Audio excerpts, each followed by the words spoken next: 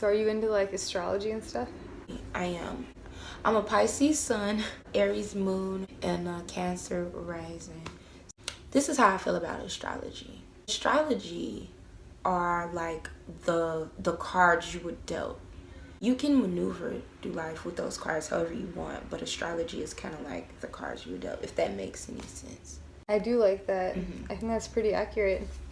There's a lot of people out there who don't believe in it, and I think that's because they probably haven't been exposed to real astrology. Because there's the astrology that's like the McDonald's astrology. Yeah, like the daily horoscope.com, where that gives you that super general, like, something unexpected will happen today.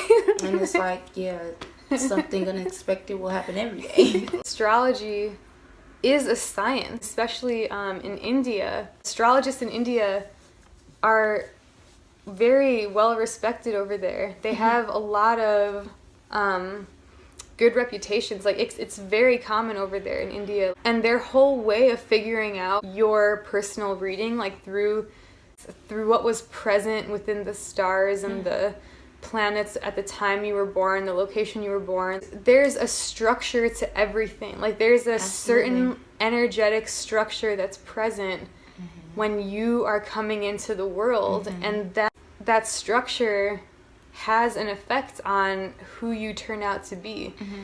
I think it's really interesting when I go back and think about all of my personal like friendships and stuff like that. I've noticed patterns over the years with like, oh wow, a lot of my friends just tend to be Leos, or a lot of my friends tend to be Pisces too. Like I'm also really connected to a lot of Pisces people. And even that can be really surface level. When you really dig deeper, there's no way I'm going to be able to talk about it intelligently because I haven't studied it in depth, but... That's funny. I think we're, like, on the same track mentally frequently, because I'm, like, I was just thinking, like, even as you were talking, I'm like, but then it can go so deep, even deeper than that. Yeah. Because, like, how, like you said, there's a certain energy that's happening when we come into the world. Before we come into the world physically, that we existed spiritually. Right. So then it's like, who are your spiritual parents? And just, like, it is so much, like, it can, like... It really is a lot, like you said, like it's so much to study, and it can go so deep. So much of your personality today also is affected by who you were in previous lifetimes and like your past astrological signs and everything. Like I might get a lot of shit for saying this kind of stuff because I've gotten shit for being in astrology before, but it's just whatever, like you either resonate with it or you don't, you know? Yeah, pretty much. And that's with anything. Like, you know what feels good to your soul and your spirit, like, you resonate with it or you don't. Yeah. Yeah.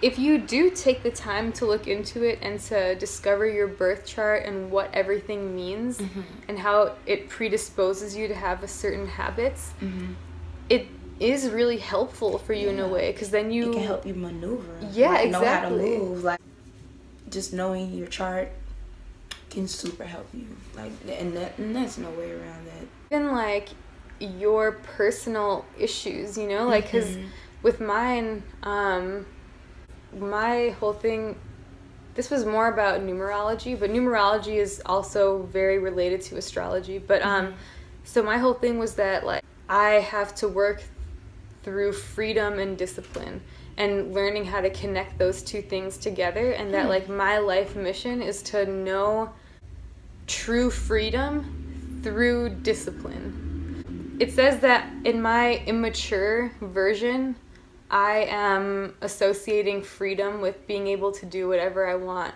whenever I want, that kind of freedom, but that like it's my life mission to evolve into someone who gets like a more mature type of freedom through discipline. Like I'm freeing myself from my addictions and from these things by committing myself to something else. Oh, I don't know. I like that. Yeah.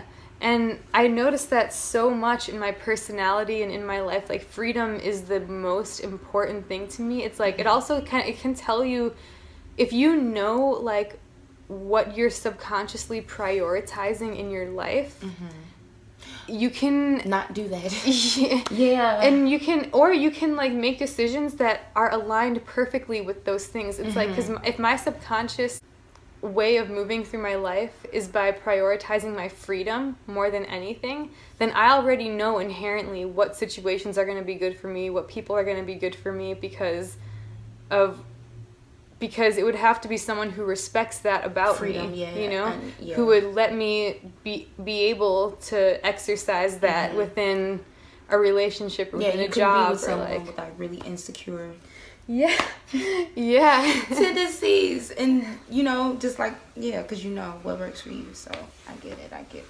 Yeah, it is really interesting. Yeah, sure, let's do it. So yeah, as you're growing up, you're not like thinking and learning. Sex is something that should go on when you're in a happy, healthy relationship. And like, it's really bad even these days because kids have access to look at any and everything. They're exposed to so much stuff. I don't know, I really feel a way about that. We didn't have access to like all the internet or porn like right in our hands. I don't want to touch on this subject, but I cannot like not talk about it because we're already talking about it, right? I don't know how to deal with the situation.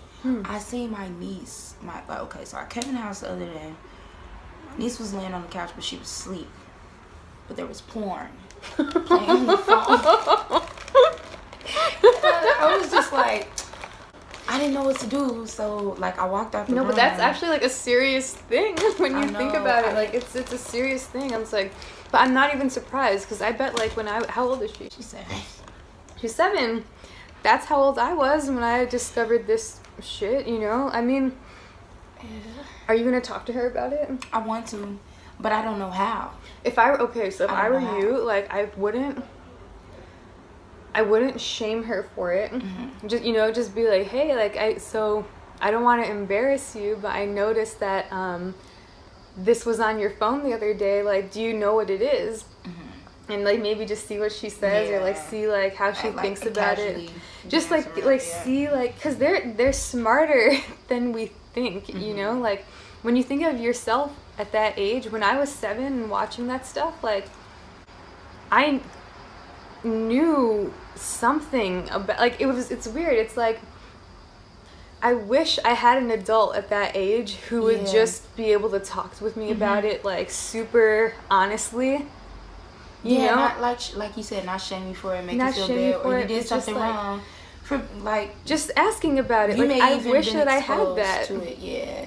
I think that if you just empathize with them and just be like, yeah, so what was that? Like how'd you find it? Like, what do you think it is? Like, how does it make you feel? You know? Or like, and then maybe just be like, you know, this stuff might not make you feel happy, you know, in the long run. Like, maybe you should not watch that, or like think about doing something else because it's not, I don't know how you would say that to a 7-year-old. Really good advice. Yeah. Yeah, I know, but I think that's really like super the right track to go about it. I was just like, I wanna, what? Like I didn't know what to do. Like, but yeah, I think that's really good advice, and I'm glad I didn't respond. Like you said, sometimes no reaction is better, because I think my initial reaction at the time, it's not good. No. It's like it's okay. Like that's what happens to. We're all conditioned to be really judgmental because our parents were like that to us. And I just always try to think about it. If I was in that situation, what would I have wished I had, you know? I wish that an adult just would have listened to me, just talk with me about what I was seeing, you know? I walked into my parents, this is what she said. She was like, if you want to know what we were doing, you better ask me now. Don't ask me again. And I was like, obviously I want to know, what were you guys doing? She was like, something that we seen on TV. That was that. That was the whole conversation. I'm just like, nice. As a kid, like, what were they watching? Like, it was horrible. It was traumatizing too. It's horrible. That's so too much information. Sex is very taboo. Sometimes I can't believe how taboo it is. Yeah, especially in America. Like, yeah, it's like you say penis. Oh, No, it's in India though. Like sex is even more taboo. You can't talk about anything sexual. Other than her saying like it was really taboo, she said in other countries they're very exposed to it. Like they're very like naked and very like sexual. And for us, it's like entertainment, or you know, to see people doing that, or to be naked, or you know. Whereas they're just living it. And it's just. Yeah, it's interesting. I almost feel like though if people were allowed to be naked more, that we would be less sexual. Yeah, and that was the theory behind it. Like they don't even go through that out there because it's just like they're cool.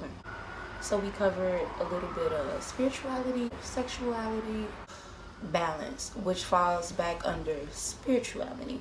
I actually think though that it's possible to masturbate in a healthy way. I do believe in that, and I think that if you're doing it that way, then you are extremely present with your body and with what's going on. Like you're not escaping in your mind and thinking of all these pornographic images, or you're not escaping the things on a screen. What I was thinking of the category of veganism, being able to control what you eat and having discipline in what you eat. Like if you can balance yourself, if you can have control over your emotions, balance your emotions, like you will overall have a better well-being and a better life, not being in a situation that you're in, or bettering the situation that you're in. Oh, that's a cute ring. Oh, thanks. And it isn't hard to be vegan. It's just about, like, if it's something that you want to do, going vegan should not be like a challenge. It shouldn't be something hard. Like, I didn't even understand what veganism versus vegetarianism was, but just to like actually do your research, people are like learning new things. Learning about veganism, I never thought like, wow, I'm actual vegan. Like, yeah. It's really real. And like there's always a substitute for something. Like it isn't hard to go There's vegan. so much out there now. Like so Aldi's has vegan even products Aldi's now. Like in Aldi's. Like I'm like are we here? Are we here? Aldi's, like they have it. Okay. And it's good. Like their stuff's pretty good, I think. They are. If veganism is something that you want to do, I encourage you to do your research. Definitely do your research before you do it. Just don't just be like, I'm just gonna eat salad all the time. Yeah, like you can. There's this website actually called Chronometer. Have you heard of that? No. It's a free website, chronometer.com, and it's basically like a food diary, and it breaks down all the vitamins and minerals that you get based on what you eat every day. So you like can type everything in there, and then you can see exactly like what you're lacking in and like what you're getting enough of. It's really cool. I need that. Yeah, it's really easy. It's just you make an account and it's free. I super need that. Write down what I eat every day too. When I went vegan, I had a food journal for 2 reasons. I wanted the energy. Like, so every time I went in my journal and I wrote something that I didn't eat that wasn't meat, I just got this energy. Like, and I wanted to harvest all the energy in this journal. And then too, it helped me keep track of what I was eating. So like, if people like, "Are you a vegan? What do you eat?" I'd be like, boom. So, and that helped me like keep track of like little recipes and what to post and stuff like that. That's awesome. Yeah, this was a really good conversation. Yeah, I know. I love it.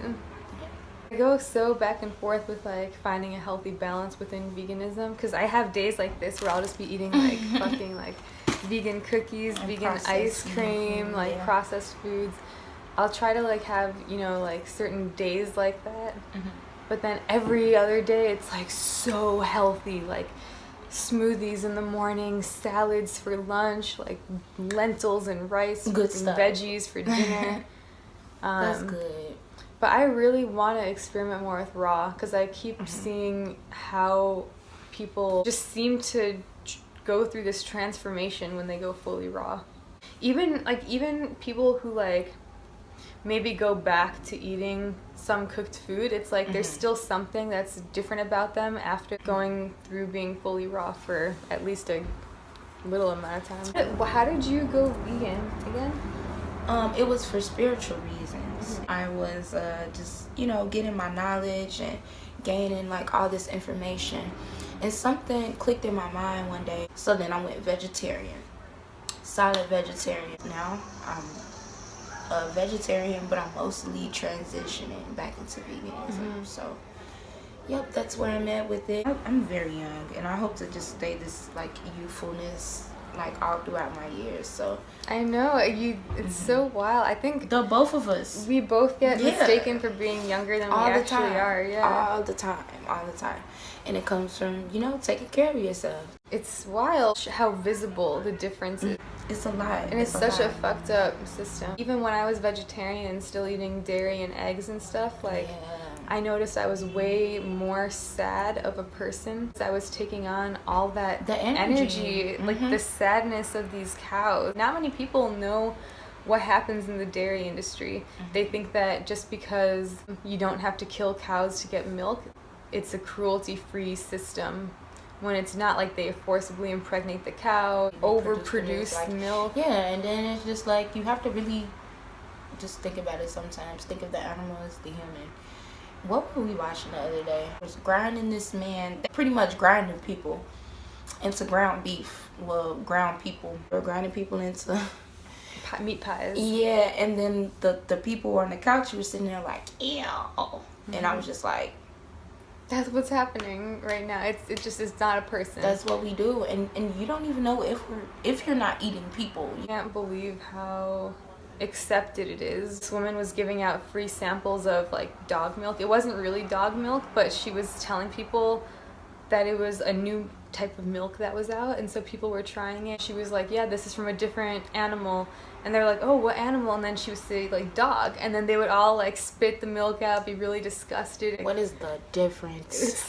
What is the difference? There is no difference. There is none. It's like, okay, is sucking off a cow tit any better? Like when you get that one just hint like, nah, this isn't right, or maybe everything that I was learning throughout the years isn't right, it's like you become really intrigued. And that's why everybody and so many people are waking up. It's kind of hard. It's like, especially in this society, it's hard to still be like naive to so much stuff.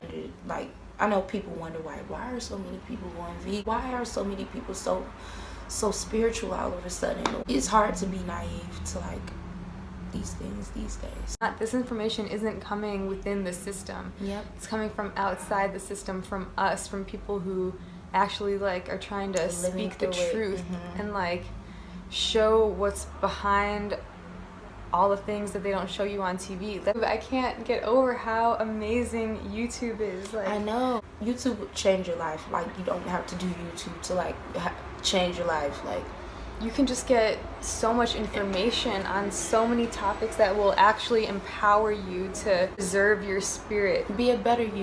Be a better person and like be more creative about how you're gonna sustain yourself in the world and not think so in this mentality like you have to succeed within the system. Like you don't have to do that. There's a whole other infrastructure out there. You gotta get to the you, the real you, the soul you. That's pretty much it. Part 2 of our little conversation. Yeah. It was great to just meet and just vibe and have good talks and just high spirits. So guys, make sure you go to subscribe to her channel, and thanks for watching, and I'll be back with the next video. Awesome. Thank you. Bye. The boy be married, the